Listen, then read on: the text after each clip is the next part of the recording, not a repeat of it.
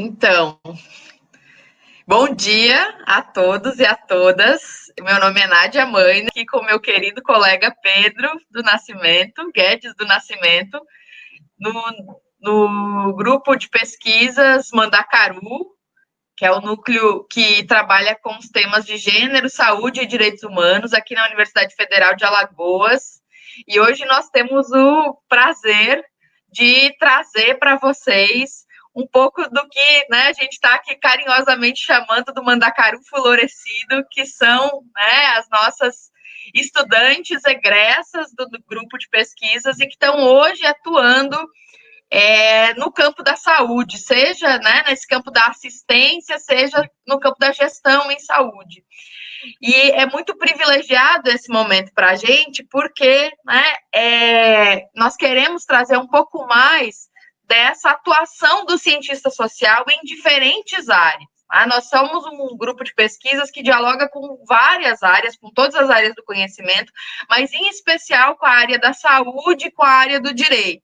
Então, hoje a gente vai falar um pouco dessa possibilidade de ser cientista social, de ter uma formação em ciências sociais e atuar, né, na área da saúde.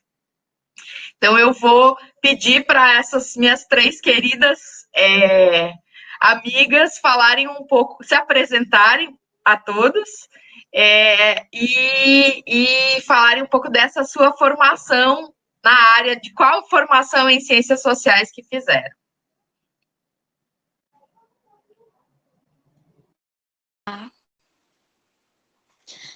Gente, bom dia. Meu nome é Ariana.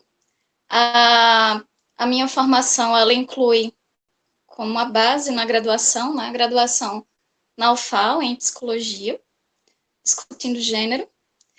E aí, depois de uma especialização em saúde mental, eu tive a sorte de estar no programa de pós-graduação em Sociologia e de discutir os percursos das mulheres em busca de cuidados reprodutivos na rede de atenção primária em Alagoas.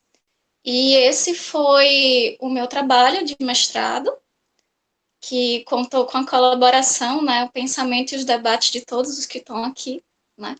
Foi no ano de 2012 e foi quando eu conheci a antropologia da saúde, que me abriu várias portas para pensar a saúde coletiva e para definir meus percursos mesmo de escolhas profissionais, de militância e de descobertas que eu queria realmente apostar na minha vida. E hoje eu estou aqui em Sergipe, na cidade de Aracaju, dando continuidade a todas essas descobertas que a antropologia da saúde foi me proporcionando.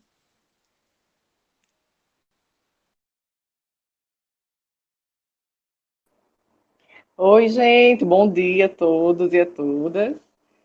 Antes de iniciar a apresentação, eu gostaria de agradecer esse encontro maravilhoso. Mandacaru foi um espaço, né, de crescimento fantástico e é um prazer estar aqui junto com vocês. Eu me chamo Anne Santos, eu sou psicóloga e antropóloga, né, eu fiz a minha graduação em Ciências Sociais na UFAL, na Universidade Federal de Alagoas, em 2012.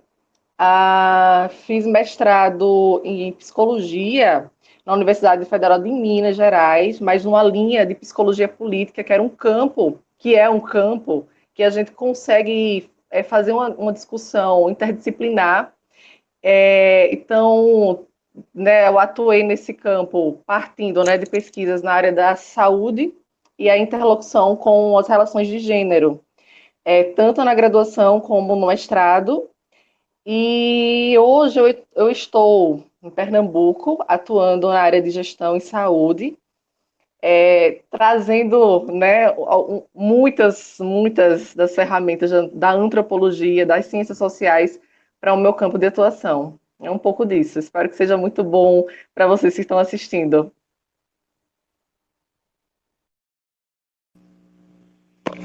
Então, bom dia a todos, todas e todes. Eu sou Jarissa Santos. Também quero agradecer o convite e falar da minha felicidade de estar partilhando esse espaço com vocês, que são fundamentais, foram e são fundamentais no meu processo de formação.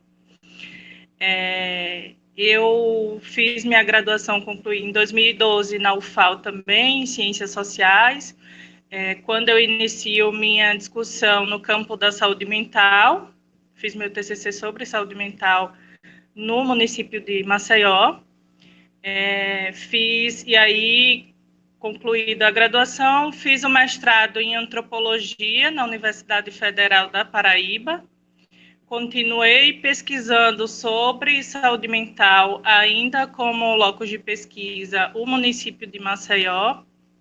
E aí, na graduação, tive Pedro como orientador e Nádia, que é orientadora, no mestrado Ednalva, querida, também. E depois do mestrado, eu fujo um pouquinho a regra, que eu fui fazer a residência em saúde coletiva, com concentração em saúde mental, pelo Instituto de Saúde Coletiva da Universidade Federal da Bahia. E é mais ou menos nesse caminho que eu vou dialogar com vocês. Hoje eu estou trabalhando na Secretaria Estadual de Saúde da Bahia, na área técnica de saúde mental.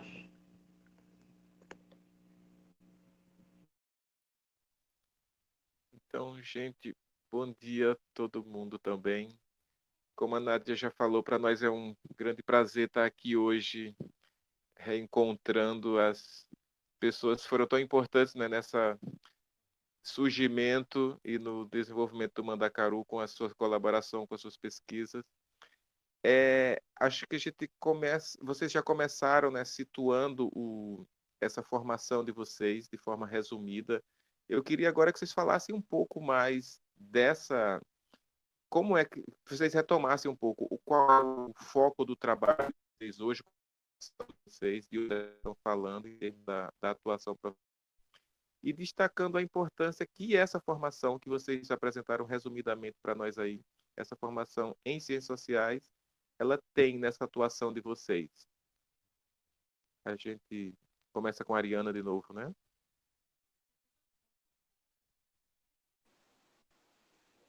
Ok. Então, dentro do meu percurso profissional, eu vou compartilhar com vocês a experiência de ingressar enquanto professora substituta num campus da Universidade Federal de Sergipe, enquanto profissional que tem uma formação em antropologia da saúde e a partir do mestrado em sociologia. Por que eu escolhi esse relato, né? Porque quando eu entro nesse campus, e aí situando um pouco desse contexto, né? O campus de Lagarto, ele é um campus exclusivamente voltado à formação de profissionais que atuarão na área da saúde. São 8 categorias profissionais, de medicina, odontologia, terapia ocupacional, enfermagem, farmácia, ao todo 8, no geral. E a proposta, que muito me chamou a atenção, foi a de lecionar prática de ensino em comunidade. E o edital também, ele me chamou a atenção porque ele colocava aspectos como território, aspectos como a reflexão a partir da determinação social em saúde, e também, como poucos, né, privilegiava a formação em ciências sociais para lidar com o tema. E aí é quando, a partir da discussão sobre território, eu ingresso por meio de um processo seletivo e começo a aprender, junto com aquele campus, novas coisas, mas também volto a me aproximar do contexto que a antropologia da saúde muito me ensinou, ainda na escritura, no fazer a dissertação, na época do mestrado, né? Eu estava chegando aqui em Sergipe, há 3 anos atrás, vinha de um processo de atuar na atenção primária como psicóloga, e chego num contexto e em um campus pautado pela ótica das metodologias ativas. E metodologias ativas que traziam dentro do recorte da disciplina, chamada prática de ensino em comunidade, a metodologia da problematização, que vai discutir, né, um contraponto à educação bancária, propor um ensino libertário. Então, eu me deparei com turmas pequenas e interdisciplinares. Eram alunos do primeiro ano do curso, então a universidade pública ela garantia um grupo pequeno de alunos, no máximo 12, que compunha uma turma de prática de ensino em comunidade formada por alunos de medicina, enfermagem, terapia ocupacional, farmácia e outros tantos, que estavam ali, já desde o primeiro ciclo, discutindo saúde coletiva a partir da prática na comunidade.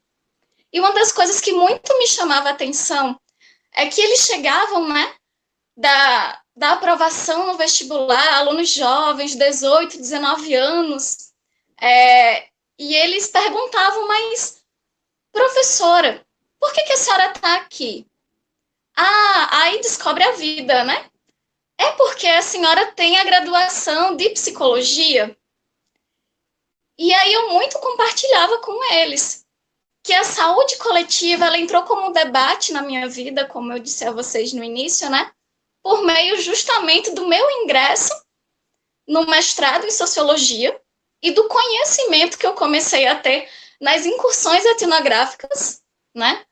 Nas unidades de saúde, na atenção primária, onde as mulheres que buscavam por cuidados, né? Na dimensão do que a gente, eu e Pedro, a gente debatia muito, né? A busca por direitos reprodutivos, que ainda era muito incipiente na época que a gente pesquisava, né? A gente via também relatos de como essas mulheres experienciavam o acesso à saúde no SUS. E foi a partir daí que eu fui começando a ler e fui começando a questionar algumas questões e alguns padrões que dentro da saúde coletiva precisavam ser problematizados. E foi interessante que nesse percurso, nesse tempo de ensino, desse ensino interdisciplinar, a antropologia ela foi uma aliada muito fiel, porque enquanto bebendo da antropologia, o que primeiro eu poderia trazer como contribuição? A necessidade de problematizar. Primeiro, problematizar o que é saúde. A partir de questionamentos simples que desconstruíam padrões, desconstruíam verdades absolutas e, primeiramente, faziam pensar. Faziam com que aquele aluno que chegou no curso de odontologia e tinha a expectativa de ir para território vestindo jaleco. E aí a gente começa, bebendo do que a antropologia nos traz, né? A gente começa a perguntar, mas por quê? O que é um jaleco em si? O que você vai fazer no território? E aí a gente começa a propor um ensino em saúde coletiva consonante com o que a gente entende mesmo por saúde coletiva, né? A antropologia, ela dialoga especialmente com toda a força e com toda a potência também dentro da saúde coletiva, porque a gente entende a saúde coletiva como uma área eminentemente heterogênea, né? Como uma área que na verdade, necessita do diálogo de vários saberes, de várias histórias, como uma área que precisa transbordar e não estar em caixinhas, né? Então, eu sempre achei que sim, por ter essa leitura dentro da antropologia da saúde, eu poderia auxiliar, facilitar o debate no grupo de alunos, a partir dessa desconstrução do conceito e do processo do que seria saúde e doença, começando a partir daí.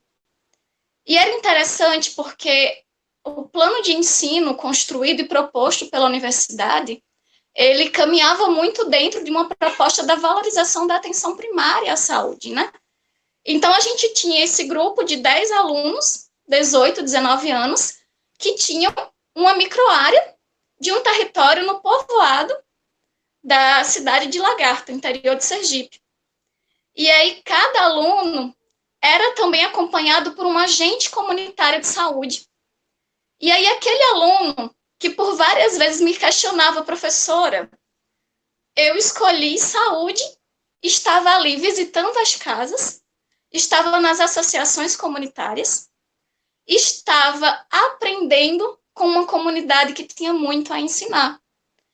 Então, a antropologia, ela me ajuda a colocar aspectos que são, na verdade, disparadores dessa construção desse saber que não reforça hegemonias, que questiona esse paradigma biomédico a partir da ideia de promoção à saúde, por exemplo, né? Você não trabalha a promoção à saúde se você não considera que você precisa ter o território como ponto de partida. Se você não considera que você precisa trabalhar na perspectiva da autonomia, do protagonismo, da interlocução.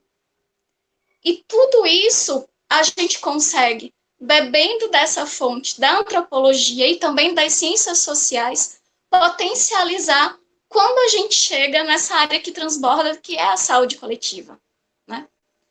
E aí eu lembro muito, né, dos desafios de construir essa leitura que problematiza. E de quando, dentro de um campus universitário, os alunos colocam, olha, professora, mas você me manda um texto de 13 páginas. Ou então, professora, por que é que eu vou estar aqui lendo Pedagogia do Oprimido? Era mais interessante ler um livro de anatomia, porque, olha, eu sou profissional de saúde.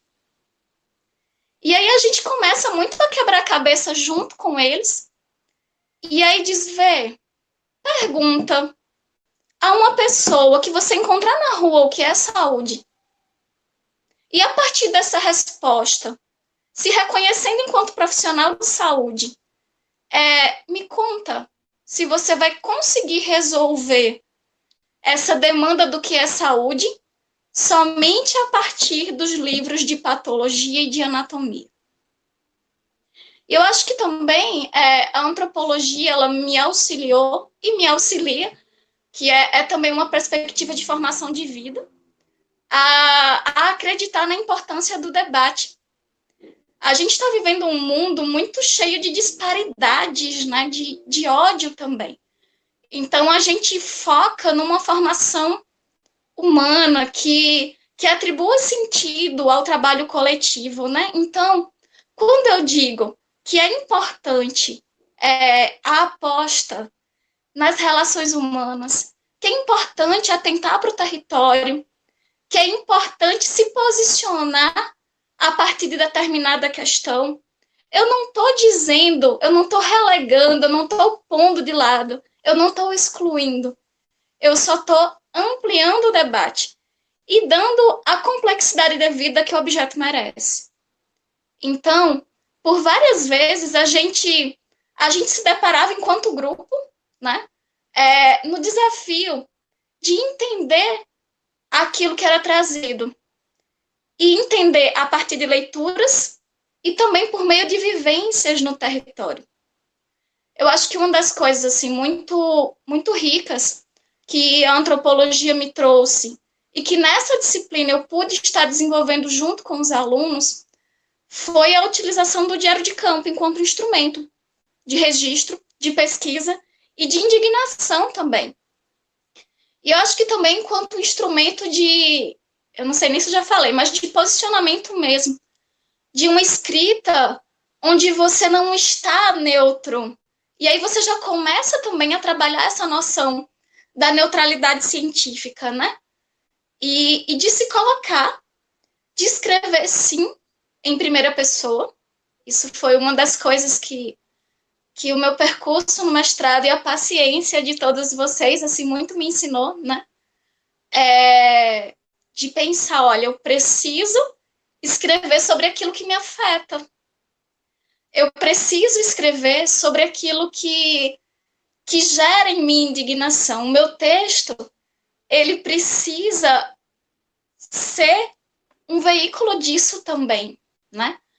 A gente constrói uma formação em defesa da política pública de saúde que a gente tem, né? A gente constrói uma formação que, por ser em defesa dessa política pública de saúde, inclui também debater iniquidades, inclui também debater política, inclui também debater o contexto em que se vive. Eu lembro das expectativas que se chegavam, né? E aí os alunos muito ávidos, né, de colocar o conhecimento deles nos povoados, nos interiores, porque, enfim, eles estão aprendendo, né, muitas coisas e estão chegando. E aí eu lembro muito de uma comunidade que a gente foi, que quando a gente chegou lá, a gente muito deu com os burros na água, porque a comunidade já tinha um projeto muito relevante para aquele contexto, que fazia uma investigação associando o uso de agrotóxico à incidência de pessoas com câncer naquela comunidade, né? E aí, quando a gente chega lá, o que eles queriam é que a gente conseguisse trazer mais holofotes para o que eles já traziam, né? E aí, por muitas vezes, assim, os embates no grupo de alunos foi dessa construção desse saber com, né? E como é difícil, assim, você quebrar um pouquinho essa expectativa em prol de construir um saber que, de fato, tenha representatividade daquele território. Um saber que escuta, né? Um saber que é dialógico, no sentido de quebrar a cabeça para fazer junto. E um saber que, a gente fala muito, né? Um saber que não se propõe hierárquico, né? É um saber do tá. Vamos construir isso a partir do que a gente viu. E vamos aceitar as mudanças disso, né? Vamos aceitar as mudanças disso e vamos seguir a dinâmica que o território traz. E uma das coisas que a antropologia muito me ensinou, apesar de eu ser um tanto rebelde, né?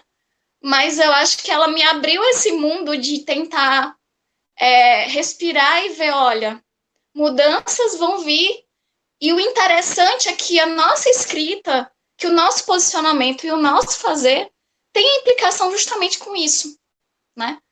Então, a minha inserção dentro do Campus Lagarto, dentro desse desafio de ensinar a saúde coletiva para uma turma interdisciplinar de alunos que estavam chegando ali e que compunham um grupo de várias profissões, era um desafio também de trabalhar a formação humana daquelas pessoas, sabe? Era um desafio também de lembrar que eles, para fortalecer a noção de coletividade no território, eles também precisavam se fortalecer enquanto grupo, apesar das diferenças, apesar das opiniões distintas, e eram várias. Imagina ver, no ano das eleições presidenciais, estava eu lá, com um grupo de jovens alunos destemidos e que tinham realmente posições diferentes. E no sentido de estar estimulando um debate. E aí eu lembro muito, né, que os alunos ficavam angustiados. Mas olha, ele pensa diferente de mim. Esse texto aí não vai trazer coisa leve, professora. E aí uma das coisas que eu aprendi com os grupos de estudo, né, que as ciências sociais me trouxeram, né? Enfim, quando a gente se lançou a entender um pouco saúde coletiva, a gente começou a estudar e a conversar, né, dentro do que foi formando e sendo o Mandacaru, né? E aí eu disse, olha, gente, então a gente vai precisar, fora esse momento da aula, a gente vai precisar sentar, ler, sustentar esse debate e ver o que a gente está entendendo, para que a gente não seja meramente um reprodutor daquilo que está escrito. Né? O que a gente entende daquilo que chegou aqui? E como aquilo que chegou aqui nesse texto faz sentido para mim, para a minha vida e também para a comunidade na qual eu estou inserido. e de que modo isso pode ser uma transformação para aquele contexto e também para a minha formação de vida e para a minha formação enquanto profissional de saúde. Então, a antropologia, ela me fez lidar com essa forma de fazer saúde coletiva. A antropologia, ela me trouxe muita tranquilidade de apostar nesse caminho.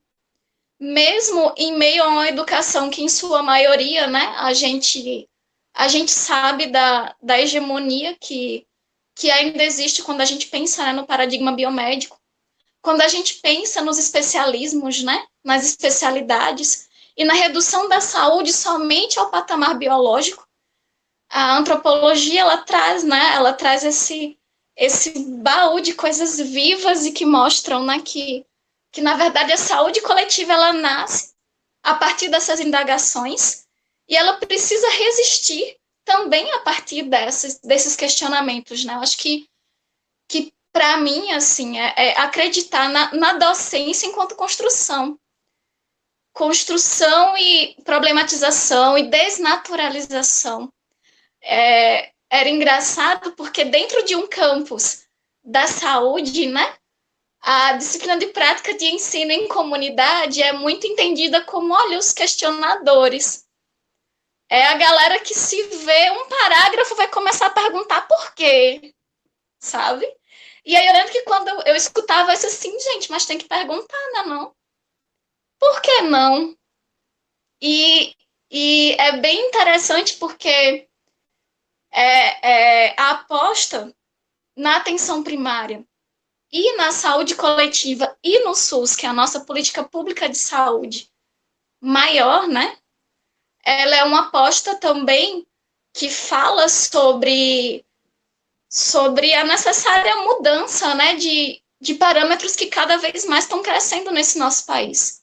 Então, ensinar a saúde coletiva, e eu falo, né, construir uma concepção de saúde coletiva, ressignificar ela a cada turma, a cada encontro, a cada ritmo, né, do grupo que chega, do território que chega e do momento que é vivido, é também pensar em resgatar essa posição do que a gente precisa, né? Muito eu me perguntei e continuo sempre me perguntando, né? Será que o que eu escrevo, o que eu sou, o que eu transmito, consegue ser resistência dentro de todos esses retrocessos que a gente vive? E eu acredito muito que essa postura crítica, tinhosa, entende? De dizer, por que não? Ou, pere, a gente está falando aqui de uma política pública de saúde. A gente está falando de direito. E aí eu lembro muito, né, quando eu descobri, com o auxílio de todos os que estão aqui, né, e eu muito agradeço infinitamente, que falar sobre saúde é falar sobre direito. É falar sobre direitos sociais, é falar sobre o necessário questionamento das tantas iniquidades, né? É apontar que um país que tem uma austeridade fiscal e que contribui com trilhões aos bancos é também um país permeado pela desigualdade. É um país onde a qualidade de vida precisa e muito caminhar a passos largos. E para frente, por favor, né? É bem isso. Então, assim, acho que um exemplo cabal de como que a antropologia ela auxilia a discutir saúde coletiva e do quanto que a gente precisa discutir saúde a partir das várias mãos e histórias, né? É o que a gente vive com a pandemia do Covid-19, né? No nosso país especificamente, né? Porque a gente não fala somente de uma pandemia, de uma crise sanitária, a gente fala de uma crise política.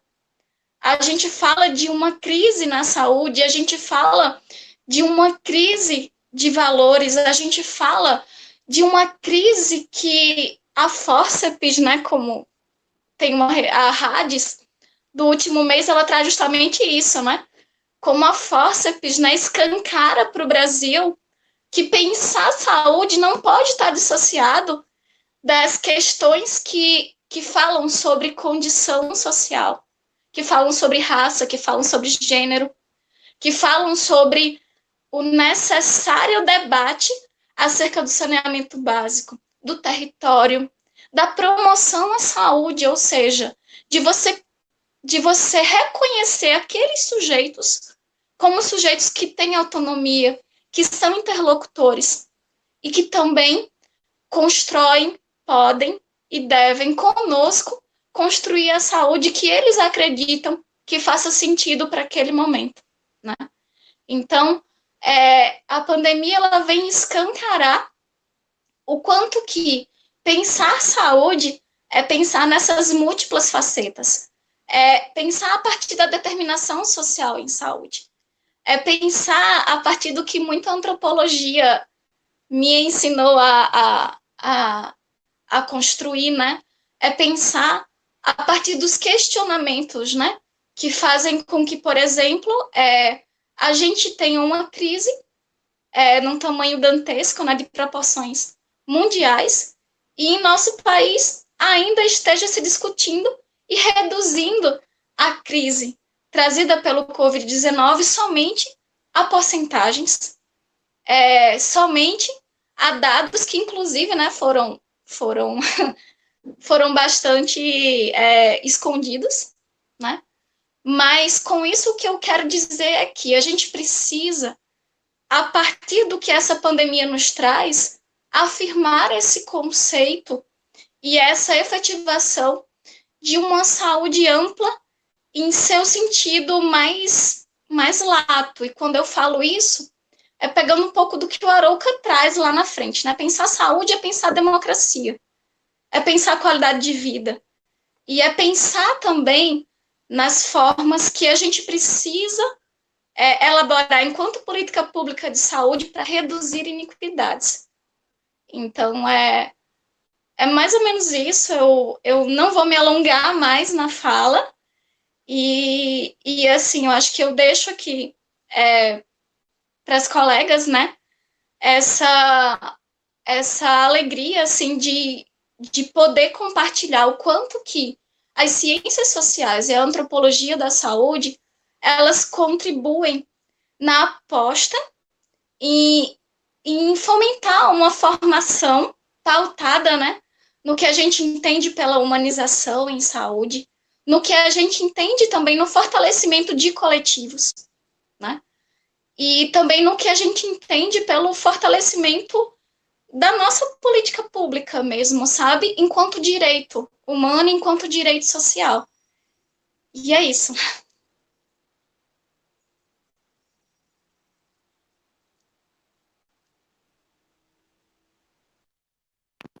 Vamos ouvir a Anne agora.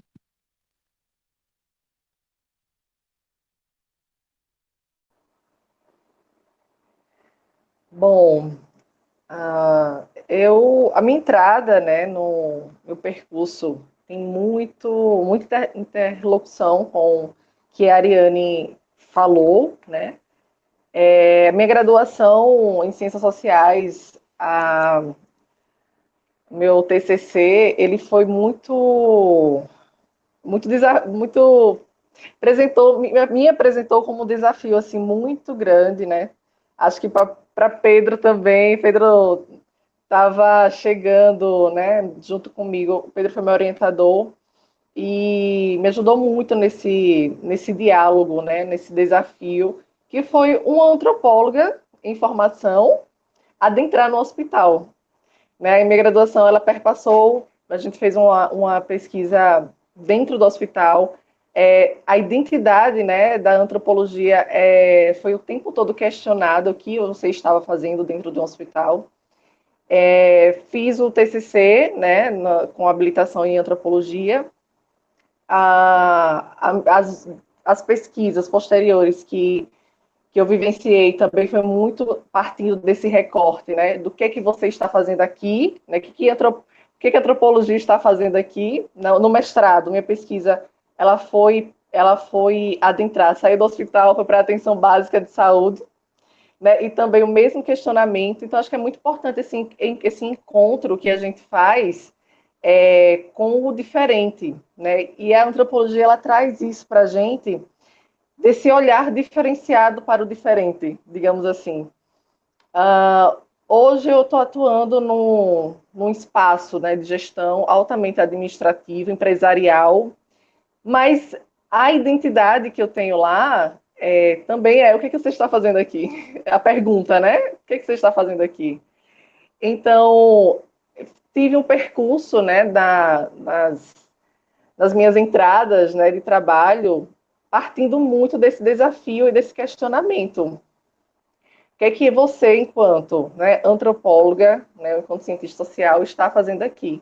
E é um pouco desse tom que eu quero trazer, do desafio que eu tenho diariamente, né, desde que iniciei a minha formação profissional. Hoje eu atuo numa coordenação que não tem, na seleção não teve uma formação específica, né, mas alguns critérios foram elencados e um deles era ter trabalhado na área da saúde. E aí, não foi a primeira experiência de gestão que eu tive também na área de saúde mental e na área de assistência jurídica, né, também um outro leque, uma outra área, né, do que você está fazendo aqui, né, o que o antropólogo faz nesse cenário de gestão, de administração. Então, sempre me deparei com esses desafios de, de trazer, né, as ferramentas que as ciências sociais, eu vou fazer um recorte aqui para a antropologia, para a gente poder pensar outras formas de atuação em vários campos, né, com recorte da saúde. Uma ferramenta que eu sempre utilizo, eu vou conversar com vocês partindo assim, por tópicos para poder entender o quão difícil que é, né, a gente poder fazer essa interlocução. Hoje, né, no mundo, eu estou trabalhando numa área altamente administrativa, né, tem um tom empresarial muito grande. Quando você vai procurar a questão da relação da antropologia em livros, em textos, em estudos, com a organização empresarial, digamos assim, né, com a gestão, você sempre vai achar estudos, né, leituras partindo da questão da necessidade do uso da antropologia no marketing, da produtividade, né, de fazer a sua venda crescer, de como é que você vai vender o seu produto para tal grupo, para X grupo. E eu acho que a antropologia ela tem uma potência maior do que só fomentar a produtividade de uma empresa, né? E um instrumento fundamental que eu utilizo hoje, né? Aí a gente corta, né? Eu meio que corto corto não, mas eu faço um distanciamento, né? Dessa visão que é muito pautada na questão da venda, né? Do marketing e antropologia sendo utilizada só como esse recurso, para também a gente pensar o outro lado, que é o lado da antropologia no gerenciar conflitos, intermediar dificuldades, né? E uma das ferramentas que eu gosto muito de trazer, de trabalhar, né, desde que comecei a minha atuação nessa área de gestão, é o potencial do diálogo, né, o diálogo do outro. Quando dos cursos, né, eu vou puxando assim um pouco, gente, de tudo que eu já fiz, tá, para a gente poder entender como é que a gente pode utilizar a antropologia nesse sentido. Dos cursos que eu fiz, né, de gestão, de liderança, a linguagem é muito assim, ó, você é quem manda. Não tem um espaço para o diálogo, não tem um espaço da escuta. E aí, quando você se depara com um desafio que você precisa escutar o outro, que você precisa escutar a equipe que você trabalha todo dia, né, os cursos, né, a maior parte do que eles trazem é assim, ó, você é quem manda e o outro precisa obedecer. E não é bem assim, né? No espaço que eu atuo, né, hoje, dos outros também, enquanto gestão, o potencial do diálogo é incrível para a gente poder intermediar conflitos, para a gente poder gerar produtividade de uma forma que não seja humilhante, que não seja sofrida, né? Então, assim, a gente faz essa gerência, né, de pessoas, né, que também é uma palavra, assim, um conceito muito utilizado, gerenciar pessoas, né,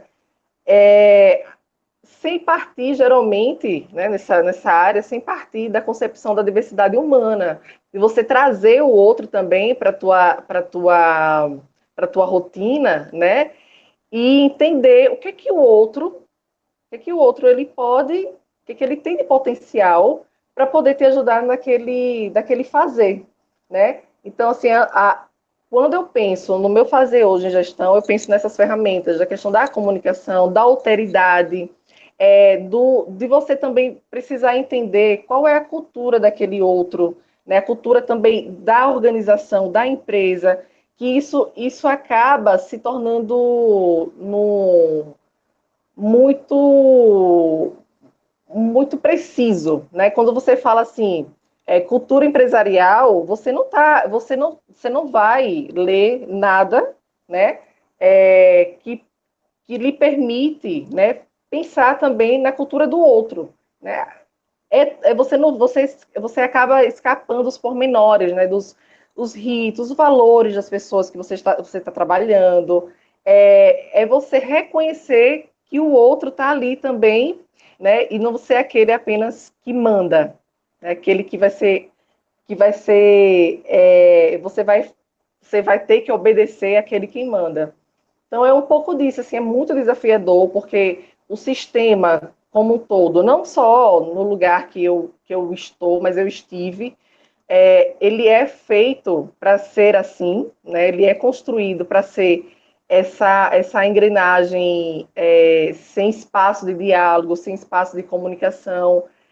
Hoje eu tenho atuado junto de uma equipe multiprofissional de saúde, que também eu consigo, né, dialogar esses espaços e, construir, né, fazer uma construção conjunta de como praticar uma assistência humanizada em saúde, né, que isso a antropologia também ela traz muito forte na minha formação, que eu tento passar, né, e dialogar junto com a minha equipe de profissionais da área da saúde e não simplesmente só fazer um atendimento para gerar produtividade, né? Ou gerar um valor ali que não seja além do financeiro. Então, acho que é muito importante a gente pensar nessas questões, nas representações sociais que as pessoas têm, que o paciente, o cliente tem, não pensar apenas enquanto produto, né? Mas enquanto pessoa. E a gente traz, né, essas ferramentas o tempo todo, pelo menos eu tento trazer o tempo inteiro no meu cotidiano, na minha rotina, e tem dado certo, né? Assim, à medida do possível, eu acho que eu consigo ultrapassar, né, essas questões e responder às demandas de uma forma que não seja tão dura, que não seja de uma forma tão pesada, né? Que quando a gente fala de gestão, a gente sente aquele peso assim de, poxa, é pressão, é algo assim que tem que ser o tempo todo demandado, né? Então, a antropologia ela traz essas ferramentas para que a gente torne um trabalho mais humanizado, um trabalho mais leve e um trabalho dialógico, né? Que a gente consiga ter esse espaço de diálogo. Acho que é o mais importante que hoje, na minha atuação, eu consigo implementar. Eu acho que é isso, gente.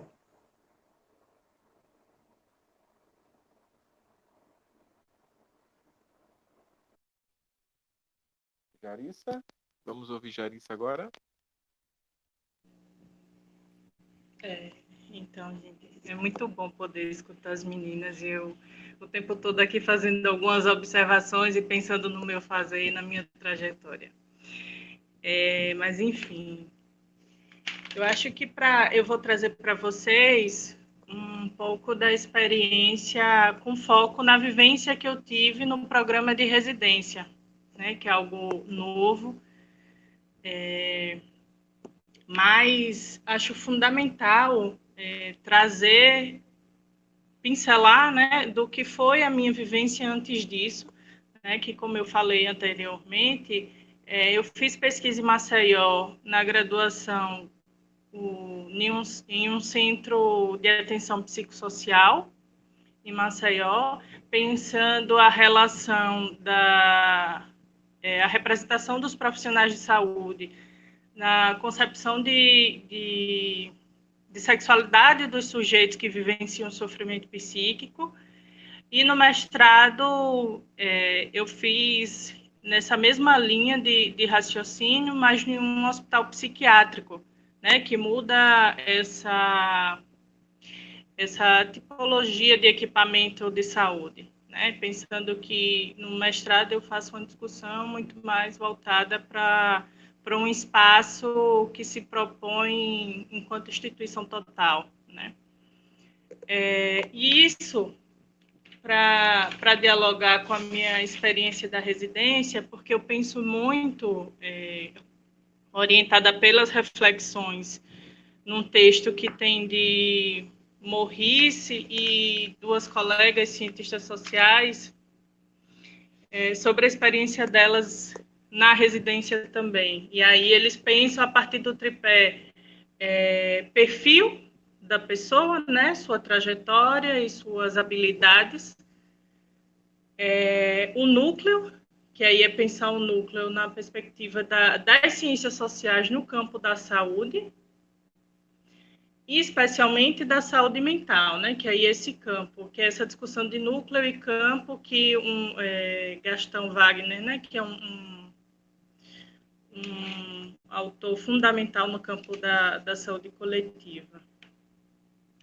Então, esse meu perfil, essa minha trajetória anterior, favoreceu muito para a minha entrada nesse lugar de residente, né? Então, assim, para que vocês entendam mais ou menos, porque é um campo de atuação novo, né? Pouco conhecido, pelo menos nos espaços que eu passei, que eu passava durante o processo de vivência na residência, as pessoas sempre se espantavam. Residência, mas você tem outra graduação, né? Sempre achava que eu era psicóloga, que eu tinha uma graduação em psicologia, e não. Essa residência, ela é do Instituto de Saúde Coletiva, como eu falei antes, uma residência que formou 3 turmas, atualmente ela está parada, e aí ela iniciou em 2008, com essa primeira turma, e já tendo cientista social na sua composição. Na turma que eu fiz parte, entraram uma turma de 15 pessoas que se dividiam em 4 grupos e de diferentes categorias profissionais, dentre elas ciências sociais, que entrou eu e uma outra colega, mas que por razões particulares ela não teve como concluir, então eu fui a única residente que concluiu de ciências sociais. Tinha ciências sociais, psicologia, terapia ocupacional, educação física, saúde coletiva, que aqui tem a graduação de saúde coletiva na UFBA, e serviço social. São 5 categorias. Serviço social, isso mesmo. Então, a gente se dividia e os nossos campos de atuação eram serviços públicos aqui do município de Salvador. Então, nossa atuação era em terras soteropolitanas. Nós éramos acompanhados por tutores, e aí de cada núcleo, né, entender do núcleo como essa formação nossa. No meu caso, eu era acompanhada por um antropólogo, que me ajudava no direcionamento das minhas ações nesses espaços. Então, a gente atuava em centro de atenção psicossocial e no campo de álcool e outras drogas, a gente atuou num centro, no CETAD, que é um centro ambulatorial, para cuidado de pessoas que fazem uso abusivo de substâncias psicoativas. Dentro desse centro tinha um projeto, que era o Ponto de Cidadania, que funcionava, era um container que tinha em 2 localidades aqui da cidade e que prestava cuidado a pessoas em situação de rua, que fazia uso abusivo ou não de substâncias psicoativas. Então, assim, são campos um tanto diferentes.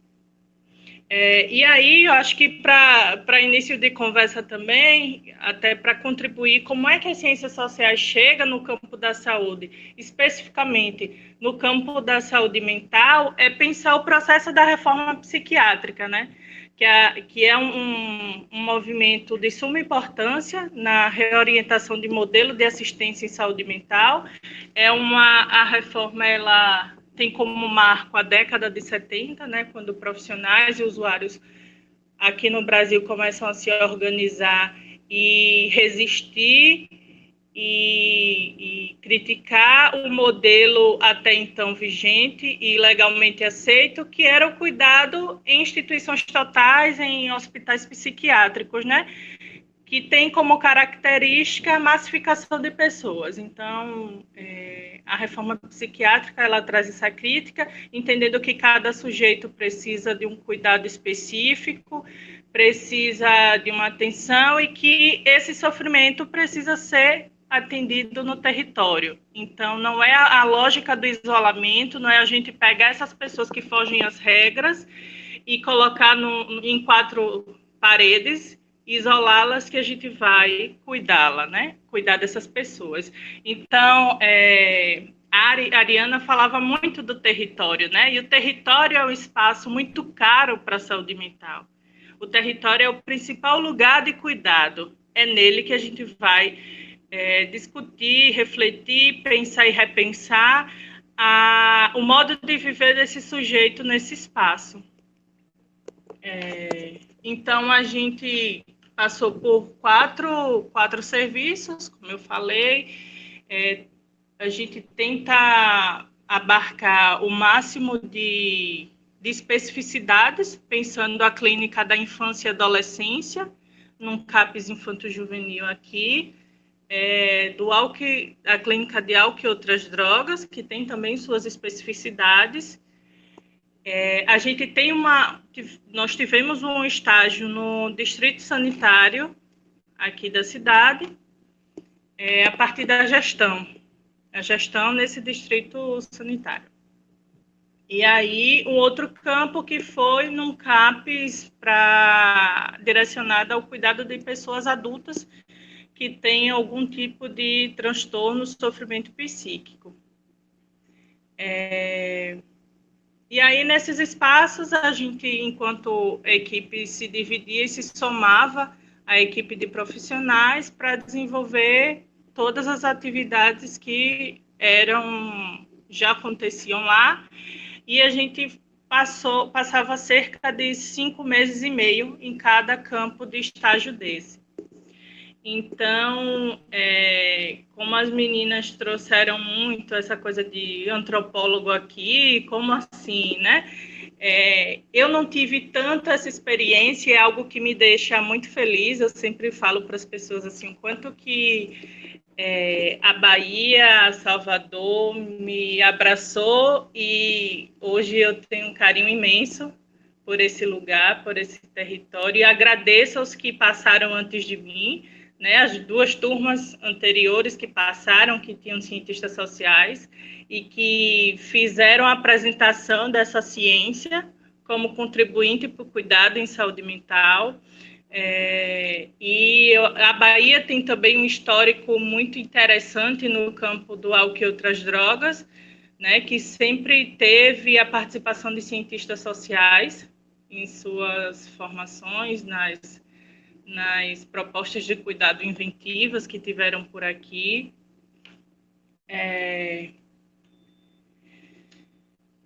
Então, é isso, assim, a gente, nesses espaços, a gente tinha também como projeto de trabalho participar das atividades que já eram desenvolvidas por esses profissionais, mas a partir de nossa vivência, propor também atividades novas, né? A partir do que a gente via por lá. E aí eu vou trazer poucos exemplos, né, para que isso fique claro, como é que essas questões da saúde mental podem contribuir, né, que são muito caras. E aí, uma delas, em especial, é que a gente percebia muito as questões aí que a Ariana falou, né, dos determinantes sociais de saúde, coisas que são muito caras e oriundas das ciências sociais, em especial da antropologia da saúde, que se debruça muito, né, nas questões de raça, gênero, sexualidade, como é que isso interfere no processo de adoecimento do sujeito. E aí, eu sou muito grata pelo aprendizado que tive e continuo tendo com os profissionais da rede pública aqui da cidade, do estado, né, e os usuários que são assistidos por esses serviços, mas a gente percebia de alguns profissionais, e aí eu acho que tem muito do modo tradicional que o processo de formação ainda acontece, que é não se atentar para esses determinantes. E aí a gente via em alguns momentos reprodução de preconceitos, né? Entendendo. E aí você está num território, numa cidade majoritariamente de pessoas negras, né? De pele escura, e de que forma o racismo chega para essas pessoas? E de que modo nós, enquanto profissionais de saúde, estamos reproduzindo ou não esses preconceitos e tendo uma atuação que, ao invés de ser cuidadosa, ela está sendo iatrogênica, ela está produzindo sofrimento, intensificando o sofrimento nas pessoas, né? E aí, uma coisa que me marcava muito era na clínica da infância e adolescência, questões de raça, de meninas e meninos que se achavam feios e que se automutilavam porque não são bonitos e que essa pele não é minha, e a ideia do escuro, do negro, como algo pejorativo, algo ruim, né? Outra questão era as discussões de gênero. É muito comum crianças e adolescentes que se percebessem com homoafetivos, e aí chega no serviço com todas essas angústias e inquietações, né, que o senso comum e que a sociedade impõe para essas pessoas, e aí, se esse profissional que vai acolhê-lo, que vai escutá-lo, não está preparado e orientado por uma conduta ética profissional que se atente aos determinantes sociais, ele pode reproduzir o que ele já vem de lá de fora sofrido, né? E aí, um exemplo, certa vez eu escutei uma profissional sugerir para um menino que chega com esse sofrimento, um sofrimento imenso, porque estava se percebendo um garoto gay e que a igreja já tinha colocado que isso era coisa do demônio e o peso que ele estava carregando disso tudo, e quando ele chega para esse espaço de escuta, a profissional sugere que ele arrume uma namorada, porque isso aí vai passar, isso é só uma fase. Então, assim, são questões de extrema relevância e é necessário que a gente discuta tudo isso, né? E aí, um outro exemplo que para mim é muito caro e que me faz brilhar os olhos, eu sempre falo disso em todos os lugares que eu vou, assim, dos espaços que eu passo hoje atuando como profissional da gestão estadual, né? A gente acaba viajando muito para diversas atividades. Com o processo da reforma psiquiátrica, a gente busca outras formas de cuidado, né? E não centradas na lógica biocêntrica, né? Na lógica biomédica, na anatomia, como a Ariana colocou. Ela é importante, mas ela é um pedaço, ela é uma parte de um todo, né? E aí a gente precisa pensar o sujeito de forma integral. Esse sujeito no território, como são suas relações, enfim, e quais as outras ferramentas que a gente pode se utilizar para o cuidado das pessoas, né? Para além do medicamento. E aí, nessa vivência desses espaços, quando meu grupo estava eu iniciei a residência no estágio no CAPS Infanto Juvenil, que estava no território que a gestão distrital atuava. Então, assim, quem estava no estágio da gestão acompanhava o CAPS Infantil e um CAPS 2 do território. Então, esse território é marcado por uma cultura manicomial, porque funcionavam vários hospitais psiquiátricos nesse espaço geográfico. Então, era muito comum as pessoas entenderem que o cuidado do sofrimento psíquico, do transtorno mental, era no hospital psiquiátrico. Teve uma crise, desenvolveu algum sofrimento, é lá que cuida, né? Então, desconstruir essa lógica é muito difícil. E aí, quando a gente estava ainda no CAPS Infantil, eu conheci um grupo que é desenvolvido, até hoje ele é atuante, conduzido por uma profissional de educação física, contramestre, Cecília, que eu acho que essas experiências a gente precisa dar nome e crédito às pessoas, né? A gente tende a criticar muito, fazer a vigília crítica, mas acho que a gente precisa valorizar os bons trabalhos. Então, Cecília é educadora física e contramestre de capoeira. E aí, quando ela chega para trabalhar nesse CAPS, é um CAPS para cuidado de pessoas adultas, ela propõe a criação de um grupo de capoeira. E aí, o que é legal é que esse grupo ele possibilita a discussão de inúmeras questões. E acho que a principal, não sei se dá para eleger a principal, mas vou eleger aqui. A principal é a concepção de periculosidade, que historicamente acompanha os sujeitos em sofrimento, né? Quem nunca escutou, tenha medo do louco, não dê as costas para os loucos, né? Os loucos são perigosos. Imagine você ensinar técnicas de capoeiragem, né? E assim, o quanto que essa experiência ela é fantástica, né? Porque ela na prática ela desmistifica muitas coisas.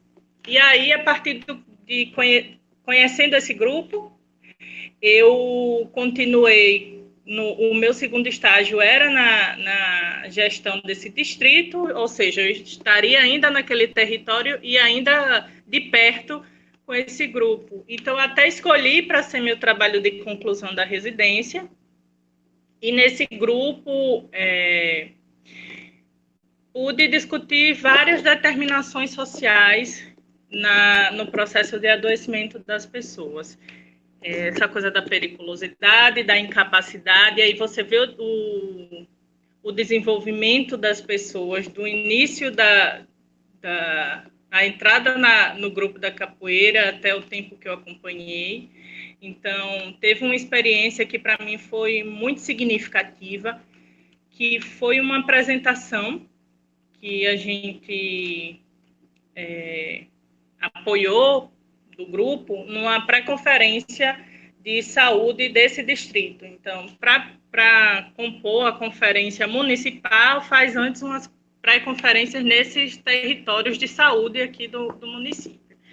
E aí a gente propôs a apresentação desse grupo na abertura dessa pré-conferência. E aí, além das técnicas da capoeiragem, da capoeira, eles ensaiavam e apresentam também o maculelê, que é uma dança que é possível fazer com... Me perdoem as pessoas que têm a maior expertise na capoeira, se eu estou colocando, falando de forma errada os termos, as técnicas, mas eles fazem essa dança com pau ou com facão. E aí, nessa apresentação, fizeram maculelê com facão. E aí, eu, na minha observação participante dessa apresentação, escuto atrás de mim, eita, e eles podem usar facão, né? Imagine louco com facão jogando maculelê. Que maluquice, né? Então, assim, são espaços de incentivo da perspectiva das ciências sociais, da antropologia, na clínica psicossocial, para desmistificação e o deslocar essa lógica tradicional e conservadora de cuidado em saúde. Então, eu percebo como fundamental o olhar das ciências sociais no campo da saúde. São várias coisas que são possíveis e até necessárias serem ditas aqui, mas, enfim, pelo tempo. Mas eu queria encerrar esse primeiro momento lendo uma parte do texto que o pessoal produziu. Deixa eu dar os devidos créditos. Foi um texto que ele está intitulado como O Lugar e o Papel do Cientista Social nas Equipes Interdisciplinares em Saúde Mental, que foi produzido por Maurice de Torrente, que foi meu orientador, alguém que me ensinou bastante sobre esse fazer das ciências sociais na assistência, no cuidado direto às pessoas. Adriana Prates, que é a colega que foi residente dessa turma, e Alba Borges, quando eles vão dizer: no nosso entendimento, o cientista social é indubitavelmente um profissional qualificado por conta da sua formação para pensar e agir sobre espaços de integração e sobre formas de positivação das identidades estigmatizadas.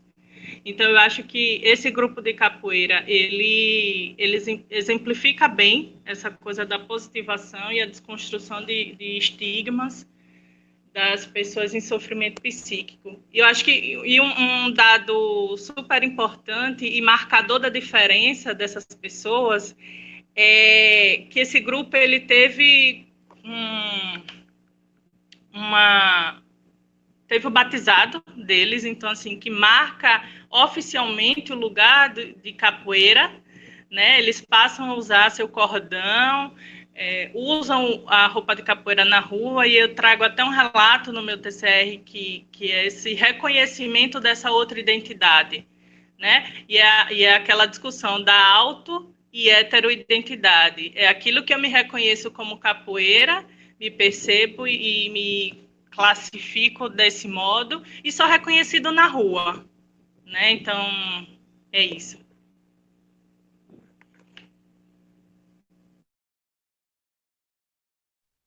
Muito bem, obrigado, gente, pelas colocações. Acho que quando a gente pensou inicialmente, né, Nádia, nessa conversa, tinha essa ideia de a gente se encontrar, claro, saber o que a gente anda fazendo e conversar nesse momento, mas também de pensar exemplos, né? Que é uma coisa que a gente sempre escuta em sala de aula, mas em muitos lugares, né? O que é que se faz, o que é que um cientista social faz, ou o que é que a formação em ciências sociais pode colaborar para a prática profissional das pessoas, né? Em várias áreas. E mesmo quando se pensa dentro da prática da docência, né? Como a Ariana colocou, a gente pode ver como ela pode ser diversificada, né? Ela pode ser influenciada por isso também. Então, esse painel é super importante. Muito bom ouvir vocês. Mas vou deixar a palavra com a Nádia. Então, eu também queria muito agradecer a cada uma de vocês, né? Eu acho que são falas muito importantes, né, para dar a conhecer essa nossa área, essa provocação que vocês trazem. O que o antropólogo está fazendo aqui, né? No campo da saúde? Tem antropólogo no campo da saúde? Não fica só lá na academia, ou só estudando índio, ou só, né?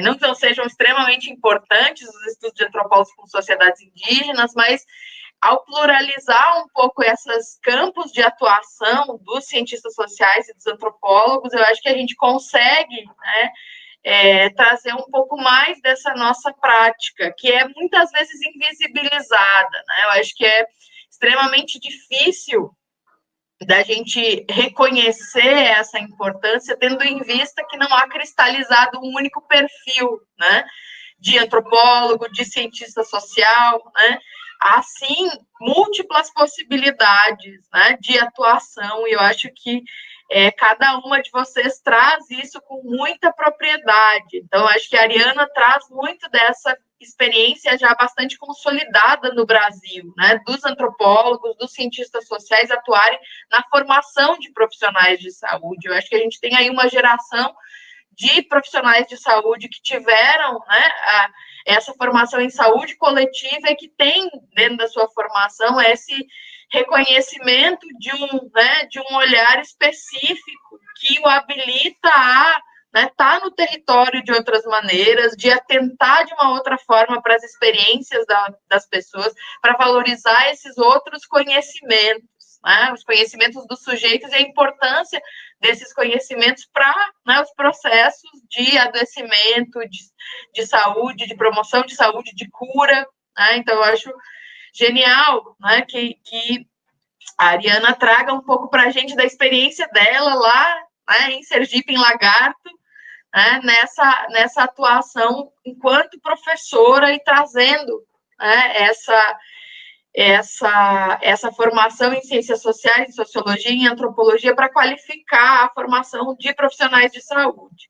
Assim como também fico muito contente em ouvir a Anne, né, que está nesse outro campo, que é o campo empresarial, né, atuando na gestão de pessoas, atuando na promoção da educação em saúde dentro desse universo onde ela está um pouco, né, a gente dá muito pouca importância para a educação em saúde no campo empresarial, né, no campo dos negócios, no campo da administração, né, que está mais vinculada a essa, né, onde a administração ela é menos importante que, né, a atividade fim da empresa, que é vender, que é gerar lucro, que é se desenvolver, que é crescer, né? Então, como esse lado da educação em saúde, esse lado da atuação do antropólogo na gestão de pessoas, ele pode construir esses espaços de diálogo, espaços de comunicação, espaços de uma troca, onde a gente entenda que, para além dessa troca comercial, de trabalho, né,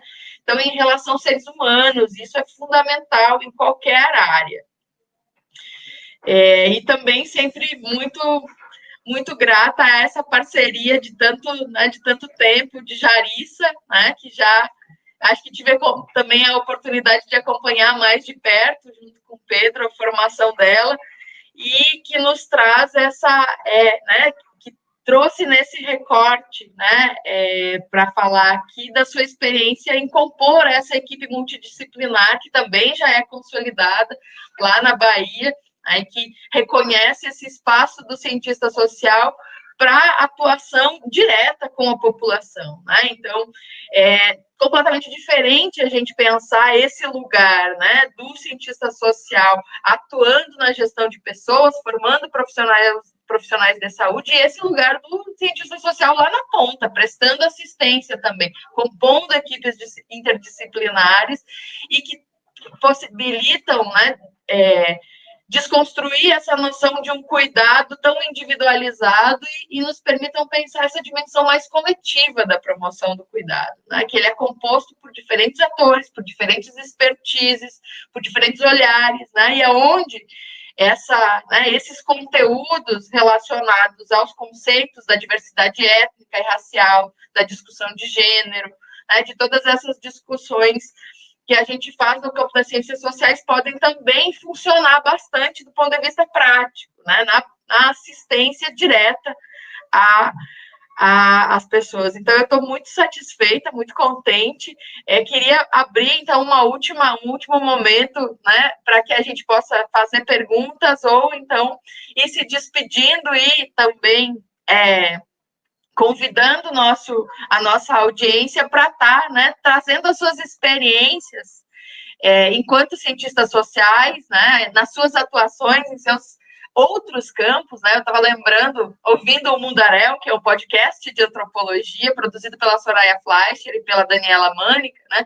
Estava ouvindo um pouco como, né, a Soraya vinha valorizando que o antropólogo, né, ele não só aprende uma expertise específica da teoria antropológica, dos conceitos em antropologia, mas ele precisa também ter a disponibilidade de mergulhar num outro campo, né, num outro universo, nesse fazer, né, que ele está pesquisando. Né? Então, o antropólogo, como pesquisador, ele tem essa disponibilidade e essa, né, possibilidade de aprender esse novo ofício, né, de mergulhar nesse novo fazer e colaborar nesse novo fazer, que não é o seu fazer de formação, é uma das principais capacidades, né, e disponibilidades que o antropólogo, o cientista social precisa ter, né, que está profundamente vinculado à pesquisa, né, ao seu campo de pesquisa, à sua inserção, não apenas como alguém que produz conhecimento, mas também como alguém que age, que atua politicamente, engajadamente dentro desse território, né, com essas populações, que tem compromissos com esses sujeitos. Então, queria agradecer muito, né, a parceria de vocês por estar tanto divulgando um pouco mais sobre o que é fazer ciências sociais, sobre o que é levar a antropologia para esses outros campos então, né, já encaminhando essa nossa finalização, se vocês têm alguma provocação para fazer para o público ou umas para as outras, e também fazer a sua despedida.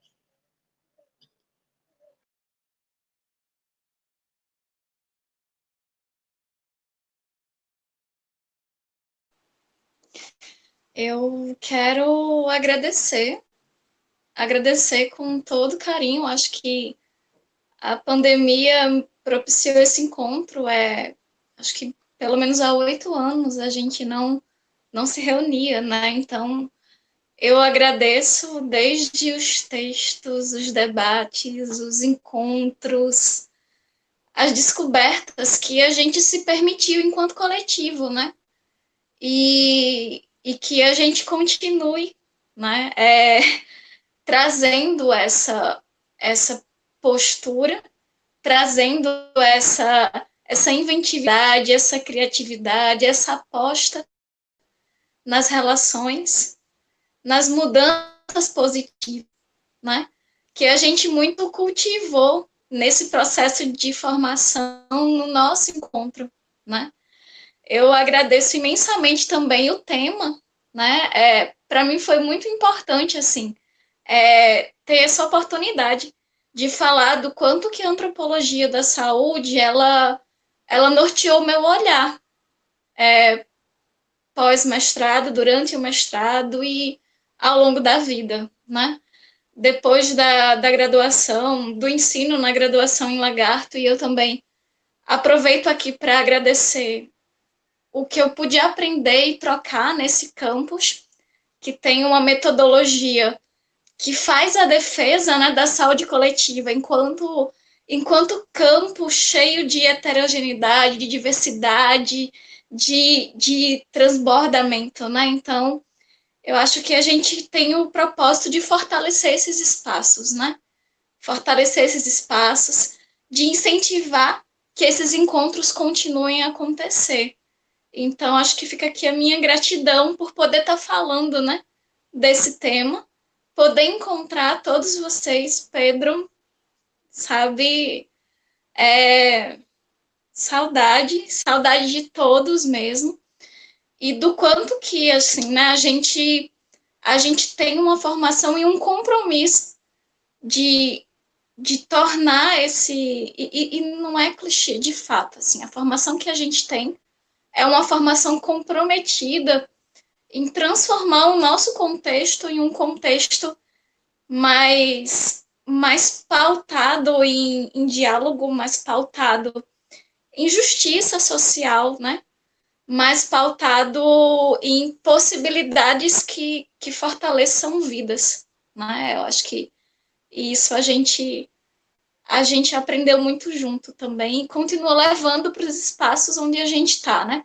Seja na gestão, seja pensando em educação permanente, seja no que a gente escreve, né? E na nossa relação com as pessoas ao nosso entorno também. Então, A minha gratidão fica aqui para vocês.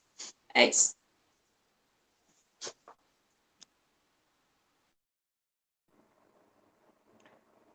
Gostaria de agradecer também esse encontro. A pandemia ela trouxe essas possibilidades, né, novas e essa reinvenção de contato também com os outros, né, e com a gente também, porque é a primeira o primeiro impacto, né, acho que na vida de todo mundo é esse mundo digital, né, essa reinvenção que a gente está tendo que fazer e esse espaço de falar sobre a antropologia, né, no movimento contrário, né, no caso da minha fala, foi uma possibilidade também muito boa para eu poder reconhecer e continuar, né, construindo esses cuidados. Agradeço, Nádia, você sensacional, assim, quando você resumiu a questão do cuidado, educação em saúde, é isso mesmo, né, que a gente tenta construir o tempo todo, fazer gestão diferenciada, né, essa desconstrução de cuidado em saúde, é assim, né, então, Pedro, também agradeço demais. Pedro, eu lembro do primeiro encontro, né, que a gente teve, disse, quero um espaço para falar. Pedro, vou fazer aqui. E essa formação assim, de espaço que a Arene traz é importantíssima para a formação de todo mundo, né? E as meninas, Ari e Jarissa, né? Até hoje a gente compartilha, às vezes quando a gente está muito aflita, muito angustiada, a gente, né, troca figurinhas e agradeço demais assim, essa parceria, essa relação, né, esse olhar para uns com os outros diferenciado que a gente leva para outros espaços da nossa vida. Agradeço demais. E tem um convite para vocês que estão escutando a gente para poder também compartilhar conosco as experiências, né? O fazer diferente nas ciências sociais. O que é que vocês estão pensando em fazer, o que vocês estão fazendo, o que vocês gostariam que a gente, né, a gente enquanto coletivo, construísse um espaço de fala, de atuação. Compartilha com a gente nos canais disponíveis e se não tiver, a gente inventa. Obrigada, gente.